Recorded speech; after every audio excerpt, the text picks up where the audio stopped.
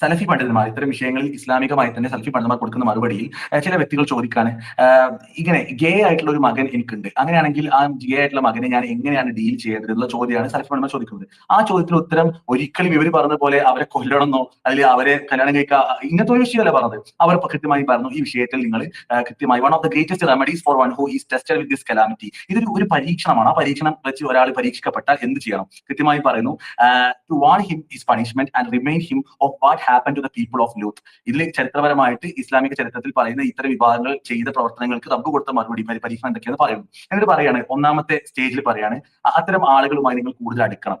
അകലാനല്ല പറഞ്ഞ് അടുക്കണം. You should be close to him and take him with you wherever you can. നിങ്ങൾക്ക് പറ്റുന്ന സ്ഥലത്തൊക്കെ അവരെ എടുക്കണം. എന്നിട്ട് എന്ത് ചെയ്യണം? You should organise some Islamic activities with him and make him read Quran and hear Islamic classes. ഇങ്ങനെ അതിനെ കുറിച്ചൊക്കെ പറയാം. രണ്ടാമത് പറയണം, you should try to move from the neighbourhood where you are living. കാരണം അത്ര ഇൻഫ്ലുവൻസ് ഉള്ള ഭാഗത്ത് നിന്ന് മാറി താമസിച്ചാൽ അതിന്റെ ഇൻഫ്ലുവൻസ് കുറയും. മൂന്നാമതായി പറയാണ്, you should remember that the door of hope is always open.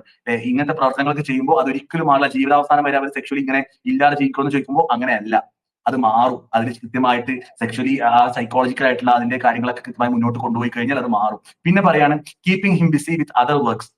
ഇത്തരം കാര്യങ്ങളിലൊക്കെ ഇടപെടുമ്പോൾ ഈ പറഞ്ഞ കമ്മ്യൂണിറ്റിയുടെ കേൾക്കലും കാര്യങ്ങളൊക്കെ കേട്ട് നടന്നു കഴിഞ്ഞാൽ അത് തന്നെയായിരിക്കും എല്ലാ കാലത്തും ഉണ്ടാവും. നേരത്തെ പറഞ്ഞല്ലേ, ഈ ഒരു പ്രോപ്പഗേഡയുടെ പിന്നാലെ പോയി കഴിഞ്ഞാൽ അത് തന്നെയായിരിക്കും ജീവിതം തോന്നിപ്പോകും. അപ്പൊ ഇങ്ങനത്തെ കാലത്തൊക്കെ മാറ്റി നിർത്തപ്പെട്ടാൽ തന്നെ അവർക്ക് മറ്റൊരു ജീവിതം ഉണ്ട് എന്നാണ് യാഥാർത്ഥ്യം. അപ്പൊ ഒരു ഭാഗം അതാണ്, ഇത്തരം ആളുകൾക്ക് പിന്നീട് മാറി വരാനുള്ള സാധ്യതകളെ കുറിച്ചൊക്കെയുള്ള കൃത്യമായ പഠനങ്ങൾ നടക്കുന്നുണ്ട് എന്നുള്ളതാണ്. അപ്പോൾ അവർ കാലാകാലം കല്യാണം കഴിക്കാതെ ജീവിക്കേണ്ടി വരുമോ എന്നുള്ള ചോദ്യങ്ങൾ അതൊരു ബാലിശമായ ചോദ്യമാണ്. രണ്ടാമത്തെ ഒരു ഭാഗം എന്ന് പറയുന്നത്, നേരത്തെ പറഞ്ഞ ഈ നീതിയുമായി ബന്ധപ്പെട്ട വിഷയം വരുന്നിടത്ത് ഇങ്ങനെയുള്ള തോന്നലുകൾക്ക് നമ്മൾ നീതി നടപ്പിലാക്കുകയാണെങ്കിൽ ആ നീതി മറ്റ് പലർക്കും നടപ്പിലാക്കേണ്ടി വരും. നേരത്തെ അബ്ദുറഹ്മാനൊക്കെ പറഞ്ഞു, നരമ്പ് രോഗികളായ ആളുകൾ, പെഡോഫിൽ ആയിട്ടുള്ള ആളുകൾ, അതുമായി അതല്ലാത്ത എത്രത്തോളം. ഞാൻ ഒരു കാര്യം മാത്രം പറയട്ടെ, കേരളത്തിൽ ഓപ്പറേഷൻ പി ഹണ്ട് എന്ന പേരിൽ 2021 സൈബർ സെല്ലിന്റെ അണ്ടറിൽ ഒരു വലിയൊരു വേട്ട നടന്നിരുന്നു. നിങ്ങൾക്ക് എല്ലാവർക്കും അറിയാൻ ഞാൻ വിചാരിക്കുന്നത്. ഓപ്പറേഷൻ പി ഹണ്ട് എന്നത് കേരളത്തിൽ മാത്രം സൈബർ കുറ്റകൃത്യങ്ങൾ പിടിക്കപ്പെടുകയും അതിൽ ടെലഗ്രാം പോലെയുള്ള ആപ്പുകളിലൂടെ ചൈൽഡ് പോണോഗ്രഫിയെ പ്രൊമോട്ട് ചെയ്യുന്ന ആളുകൾ, പിഡോഫീലുകളായിട്ടുള്ള ആളുകൾ പിടിക്കുകയും ചെയ്തു. എത്ര വലിയ അറസ്റ്റാണ് ഉണ്ടായത്?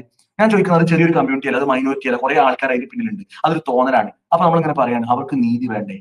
വേണോ നീതി? അവരെ പിടിച്ച് ജയിലിക്കിട ചെയ്തത്, അതാണ് അവരുടെ നീതി.